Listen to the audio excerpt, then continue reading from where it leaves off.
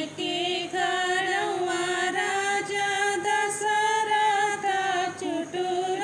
चुटुर चले खुटुर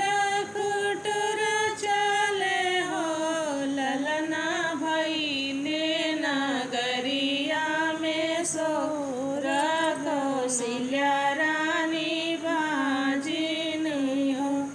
ललना भइले नगरिया में सोर कौशल्या रानी बाजिन हो राजा जी कैली ना दूसरा बियाह सुमित्रा हमर बहिन हाई हो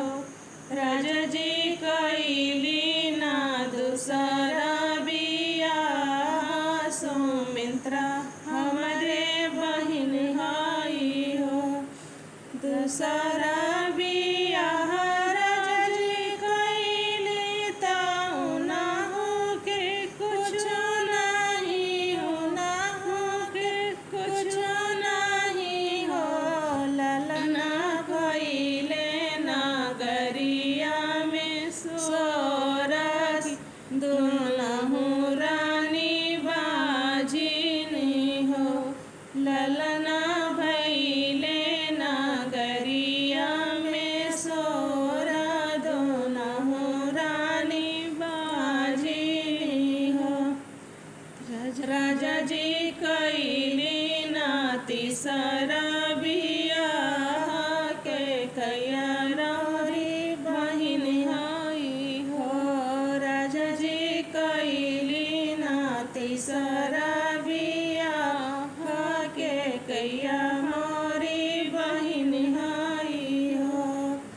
तीसरा बियाह राजा जी कैली ताऊ ना हो के कुछ नहीं हो ना हो के कुछ नहीं हो ललना भइले नगरिया में सोरा तीनहु रानी बाजिन हो ललना भइले नगरिया में सोरा तीनहु रानी बाजिन हो मोरे पीछू अरवा बांधा भैया तुम मोरे भैया हुआ तुम मोरे भैया हुआ हो भैया दे देता जहरा माहुरवा खाई के मारे जईती खाई के मारे जईती ना हो भैया दे देता जहरा माहुरवा खाई के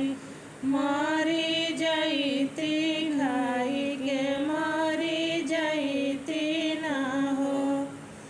सिला धोई पीसेली गौसिला रानी पियली सुमित्रा रानी हो ललना सिले धोई पियली के कैया रानी तीनहु रानी गरबेली हो ललना सिले धोई पियली के कई रानी तीनों रानी गरबेली हो कोशिला